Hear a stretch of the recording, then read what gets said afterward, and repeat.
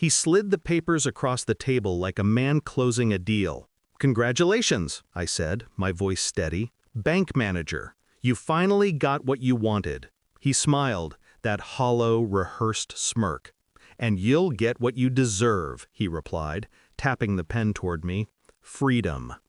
The restaurant was full that night, his coworkers sitting 2 tables away, half drunk on champagne and self-importance.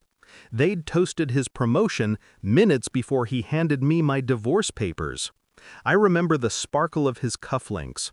I remember how the waiter hesitated, sensing something wrong but saying nothing. I signed. Not a tremor in my hand, not a single tear. When I looked up, he was already laughing, loud enough for his colleagues to hear.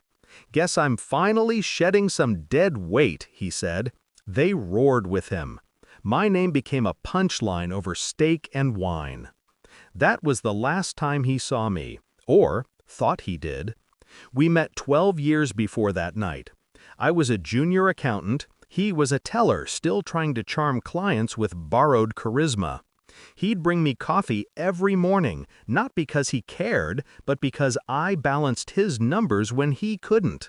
I didn't see that at first. I saw ambition, drive, the kind of hunger I mistook for passion. He proposed in a bank parking lot after hours, under flickering fluorescent lights, with a ring that cost exactly 3 months of his salary. He said it like a business transaction. "We'll build something together." We did.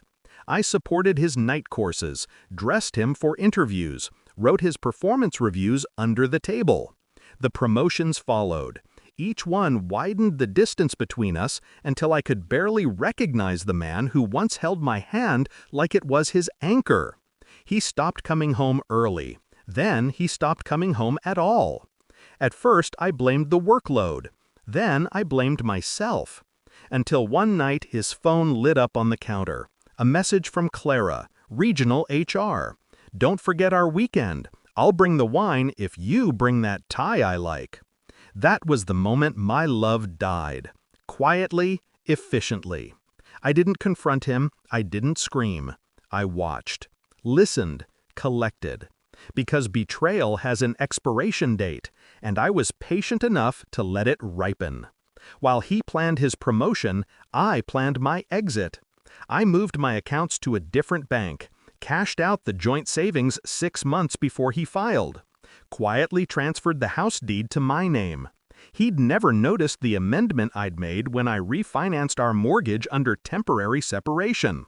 By the time he served me divorce papers, everything that mattered was already mine.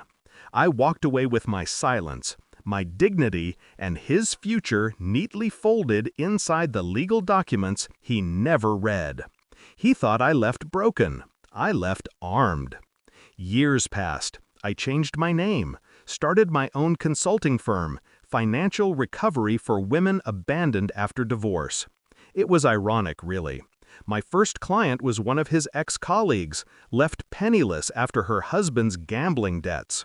I helped her rebuild from ashes. Each success became another quiet victory. I never thought about him, not until last winter. A missed call from an unfamiliar number, then another, then an email, unsigned, but I knew the tone. That smug formality disguised as sincerity.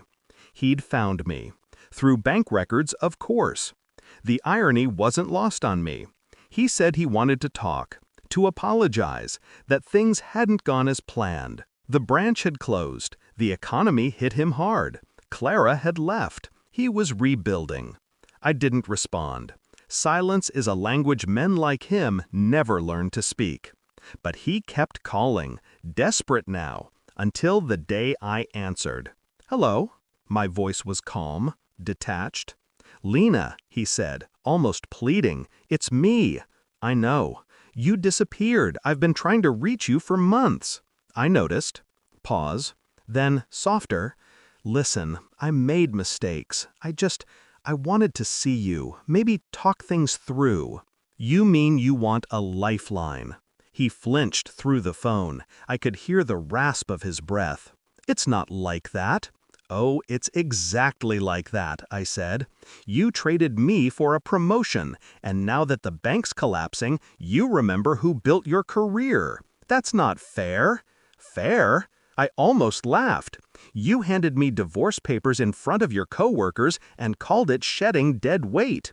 Tell me, how heavy does regret feel now? He went silent. Then came the stammer. Lena, I need help. You're good with finances. Maybe you could— No, I said, cutting through his words. But I did something better. A month before his call, I'd quietly acquired controlling shares in the holding company that bought his failing branch. I'd seen his name on the internal list of redundant managers. One signature from me could decide his future. He didn't know it yet.